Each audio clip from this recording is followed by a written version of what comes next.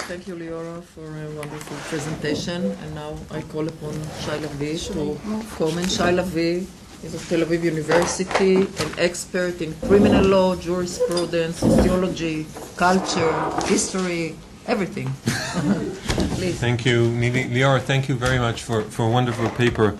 I liked it very much, and I found especially imaginative and I believe also highly productive the comparison you draw between the right to truth and transitional justice and Greek tragedy of Oedipus Rex.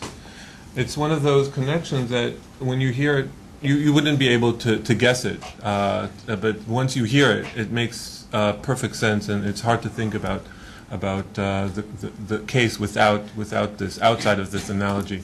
As my comment will show. But Liora actually posed this question to me a few months back in a corridor conversation. She said, so here's the Argentinian case, and Oedipus Rex, so tell me what the paper is going to be like. And she thought it was obvious how this would unfold, and I had no idea. But having read it again, I think it's very powerful. Having said that, my comment has two parts.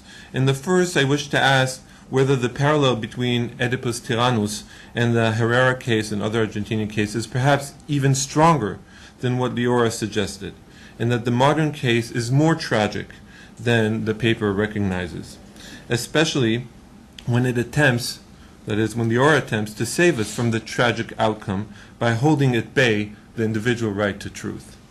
So Liora thinks that in some way the tragedy can be overcome. The second part of my comment goes somewhat in the other direction, and I wonder whether the differences between the Greek tragedy and the quest for truth and transitional justice is not, at least in some important ways, very different, and requires us to think of a different genre, different literary genre, in which we can conceptualize this problem that would go beyond the tragedy.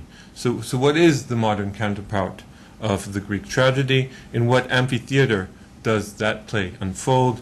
And most importantly, for our understanding of this modern Oedipus, who has taken on the role of the gods, especially that of Dionysus, in whose honor the original tragedies were celebrated? And I also want to tie our discussion to Ayelet's wonderful paper, where she asks about epistemologies and truth, as does Liora, and asks what kind of truth are at stake in this case. So my first point, as mentioned, concerns the way Liora constructs the Herrera story as a tragedy, but ultimately as an avoidable one. Liora is concerned with the emergence of the right to truth and offers us important insight regarding its nature and political and, in important ways, apolitical conditions of possibility. But ultimately, she seeks, by denying the right to individual truth, to avoid at least part of the tragic outcome. I believe that the tragic element is not easily resolvable. But first, how does Liora make the difference between two kinds of truth? So she uses a whole array of important binary positions to draw the difference between legal truth in a traditional sense and this new emerging right to truth, between what is legitimate and what Liora wants to question as legitimate. So the distinction is, and it appears in different ways throughout the paper, but I think makes sense together, it's a difference between the public and the private. Truth as a means to an end, to end the plague, versus truth as an end in itself, overtaking all other purposes, a quest for a legal truth limited to the discovery of the perpetrator, and its transformation into an all-encompassing search for truth, truth about crime and truth about identity, political and apolitical. The former, Liora suggests, is lawful, whereas the latter poses a threat to the rule of law and democracy.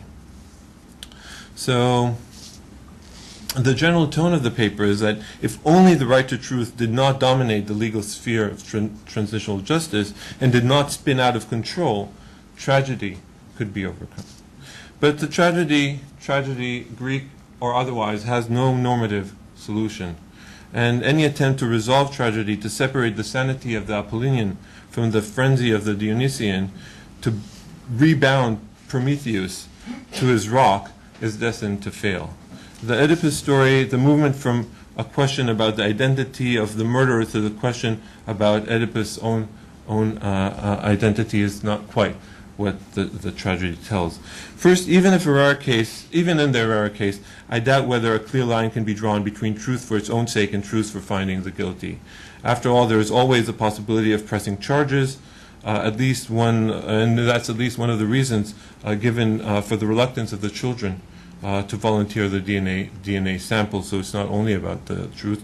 The paper also makes a strong point for understanding the right to truth as political rather than a personal quest in the context of the Argentinian politics, or more accurately as one that insists on the impossibility of setting clear boundaries between the two.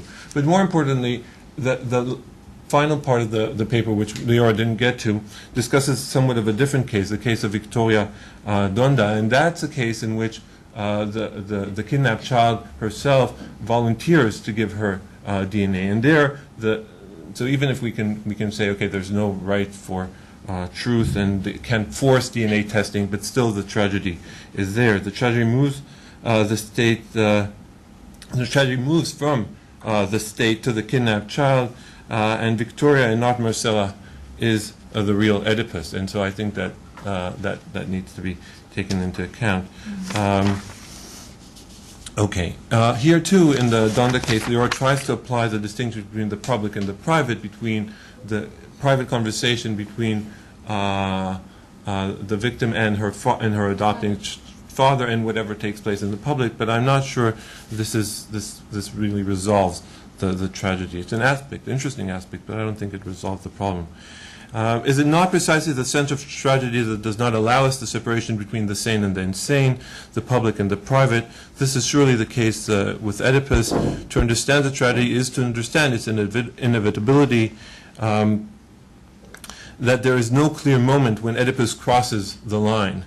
Oedipus' hubris begins long before he becomes a king. The question of politics and the question of identity are indistinguishable from the outset. That is, from the beginning, when he solves the question, the riddle of the Sphinx, it's both at the same time. It's an attempt to save the city from the plague and a quest for identity. Who is man? And so they go together. So this is the first point. The second point goes, as I mentioned, in the other direction. And I would like to suggest that there are important differences between the Greek tragedy and the modern right to truth. In fact, I want to raise the question of what kinds of truth. There's more than one that's in play in the Greek tragedy as well as in Argentina. And I want to suggest that it's not Freud but Nietzsche you should be looking to in this context. In fact, in both stories, there are multiple sources of truth and different kinds of truth. So for Oedipus hears the truth not once but 3 times. First, the blind prophet of Thebes, Tiresias. Second, from Jocasta, who discovers the truth but tries to prevent Oedipus from searching further. But neither of the two satisfy Oedipus, and he seeks the third kind of truth, the witness, the shepherd, who was a servant of Oedipus' father. And as Foucault points out in Truth in Juridical Form, there are 3 different sources of truth here: divine prophecy, aristocracy of status, and ultimately what wins the day is the democratization of truth in the Greek tragedy. Similarly, in the rare case, but in reverse order, there is first the truth of the grandmothers, the democratic truth, which does not win the day. Second, there is an attempt to conceal this truth by the elite, the mother, Ernestina, the heiress of the country's largest media empire, and her adopted children. And then there is a new form of truth, which seems to represent the modern reincarnation of oracular truth, the truth of the DNA sample, that is of scientific certainty, which you mentioned, but you see it as lying in Oedipus already, and I'll suggest that it doesn't. In fact, this truth is more compelling than divine truth, and that's an important difference. So the distinction between the DNA and the oracular, I think, is key for understanding what's going on in Argentina. And indeed, in the Greek tragedy, somewhat like the 19th century novel, the truth always remains contested. Even divine truth, the word of the oracle, is not conclusive. As Heraclitus famously remarks, the god whose oracle is in Delphi neither reveals nor conceals, but only hints, and it's always possible to question what exactly is said. Not so with DNA testing. Its power to say the truth is absolute. No contrary evidence will hold against it. Furthermore, it is not susceptible to the faults of time, the way human testimony is betrayed by forgetfulness and death. 40 years after the fact, a DNA sample is as vital and as lucid as it was in the scene of the crime. This makes the temptation to turn to the DNA sample so much harder to resist. It is as if the history had already been written, and all that is required is to open the book and look to see what is written there. One would have to plug up one's ears with beeswax, as Odysseus ordered his servants to do, not to hear the song of these sirens. And of course, here referencing here to Horkheim and then Adorno's interpretation and of modern science and technology as these sirens.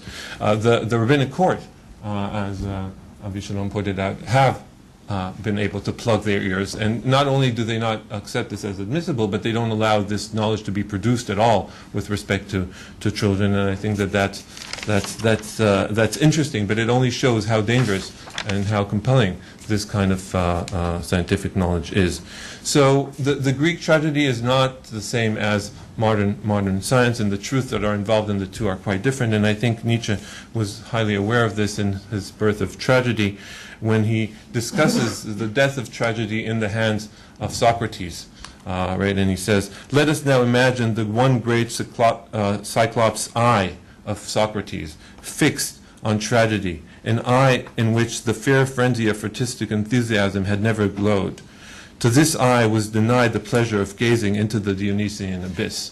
And this is this eye, the cyclopic eye of science and technology, doesn't see exactly what the tragedy sees. That is, the horrors of this impossible conflation of the Dionysian and the Apollonian in an attempt to celebrate science and technology.